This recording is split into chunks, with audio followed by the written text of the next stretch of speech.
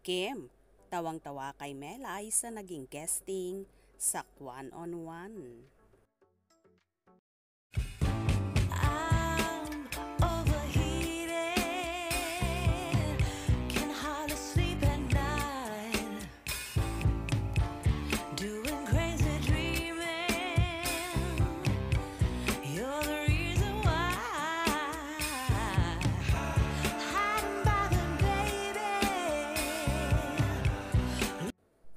Masayang inalala ni Kim Chiu ang kanyang pagsisimula sa show business.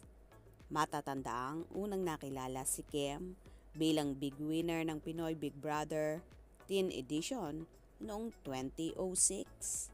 Pagkalabas ng bahay ni Kuya ay nagdere-derecho na ang iba't ibang proyekto ng dalaga.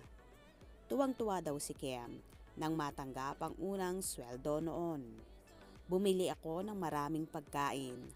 Diba sa Pinoy Big Brother? Parang kapag hindi tayo nanalo sa task, tinipid tayo. Tapos nung unang, kahit bumili lang tayo ng hamburger, ang hirap. Marami, sinabay-sabay ko. Ang spaghetti, french fries, chicken, hamburger. Sinabay ko lahat. Ang ending, tumaba ako. Tumaba ng bongga si girl kasi binili niya lahat ng pagkain. Tapos, bumili ako ng cellphone na uso noon, yung slide. 2 ang binili kong cellphone. Nakangiting kwento ni Kim kay Melay Cantiveros sa One on One. Niya nalibog ako sa Tagalog ako nalibugan. Abi niya nalibugan ko sa iya ba siya nagtanaw sa kanang bitaw.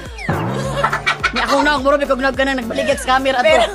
Pero ang Tagalog sa libog, di ba, is nalilito. Oh. Pero ang libog sa ilaha, Ang libog sa Tagalog is kanang nahalayan ka. nahalayan ka naman yakisan ka. Pero sa Bisaya nalibog nalito ka ba? Oh. Alam mo ko na Naloka nga si Kimi sa ibinunyag ng kaibigan at amiga na si Melay Cantiveros. Sa naging guesting ng dalaga sa new talk show ni Melay na One on One.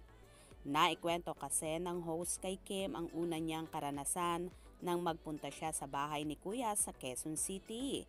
At dahil Bisaya nga si Melay kaya hindi gaanong makapag-Tagalog. Inakala noon ng dalaga na 1 taon lamang tatagal ang kanyang showbiz career.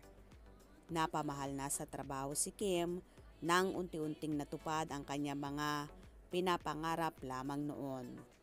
Noong nakabili ako ng bahay, lupa, tapos binigyan ko ng kwarto yung mga kapatid ko kasi wala naman kaming bahay noon. Doon ako nakadecide na dire-diretso na ako rito para mapag-graduate ko yung mga kapatid ko. Bibigyan ko sila ng kung anong magpapabuti sa buhay nila. Pagbabahagi ng dalaga. Kahit si Melay nga ay hindi malimutan ang naging unang karanasan sa Manila. Anyway, kwela talaga sina Kim at Melay kapag magkasama at walang humpay na tawanan, lokohan. At kung ano-ano pa ang nangyayari sa dalawa kapag magkasama.